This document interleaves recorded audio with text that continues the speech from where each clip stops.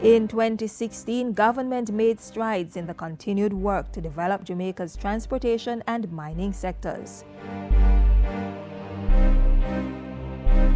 Among last year's major investments was Kingston Freeport Terminal Limited taking over operations of the Kingston Container Terminal under a 30-year concession agreement. The development is timely, coming on the heels of the opening of the expanded Panama Canal. As part of its modernization efforts, Jamaica Customs moved to acquire a new fixed portal scanning equipment. It provides the capability to scan containerized shipments from different angles and complements the automated system for customs data, ASICUDA. The benefits of such a system would be increased revenue, obviously, and of course improved border protection. The Port Authority of Jamaica also launched a port community system to manage all trade logistics processes. It will enhance the operations of the logistics activities by encouraging and promoting more efficient and effective trading practices. Jamaica's air communications, navigation and surveillance system was boosted in November when the Jamaica Civil Aviation Authority installed a new state-of-the-art control tower at the Norman Manley International Airport. A new round of bidding was also invited for the privatization of the NMIA, and Cabinet approved the enterprise team to facilitate the implementation of the Vernon Field Phased Development Project, estimated to cost $2.5 billion over 10 years. Field is an international cargo hub. It's a maintenance, repair and overhaul of aircraft.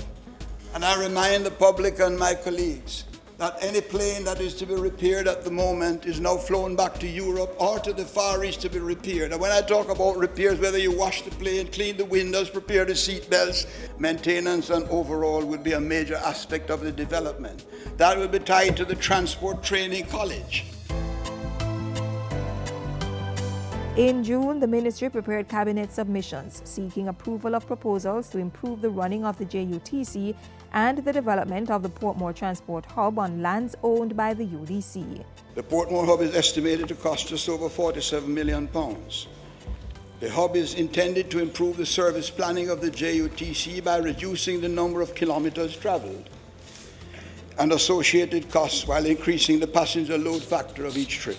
35 new Chinese buses arrived and were handed over to the JUTC in September. These Chinese-made Golden Dragon buses have come into the picture to help to improve the run-out numbers and add variety in terms of bus sizes and to critically service the very challenging Hill Upper St. Andrew areas. The ministry also took the decision to proceed with repairing all defective buses in the JUTC's fleet.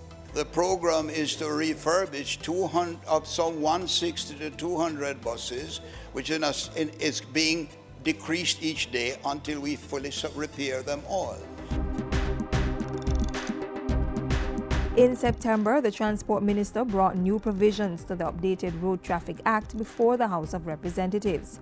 That same month, the Bureau of Standards developed and launched a road safety standards system as part of efforts to reduce deaths and serious injuries related to traffic crashes. It will outline the processes needed for the development and implementation of the road traffic safety policy. And this is a commendable attempt to get everyone on the same page.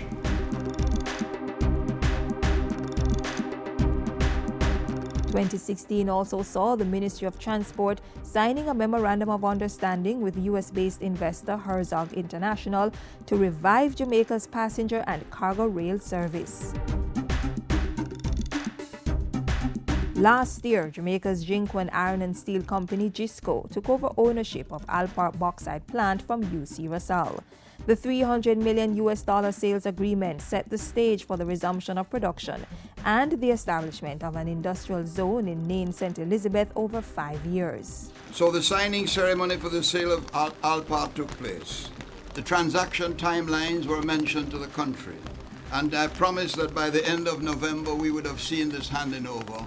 And so promised, so delivered. Noranda Jamaica Bauxite operation in St. Anne also officially changed ownership in a seamless transfer to Dada Holding LLC for a purchase price of $24.4 million. Government opted to abandon the bauxite levy previously collected in favor of a profit-sharing arrangement of 17.3% with the new owners. Just some of the highlights of major undertakings within the Ministry of Transport and Mining in 2016.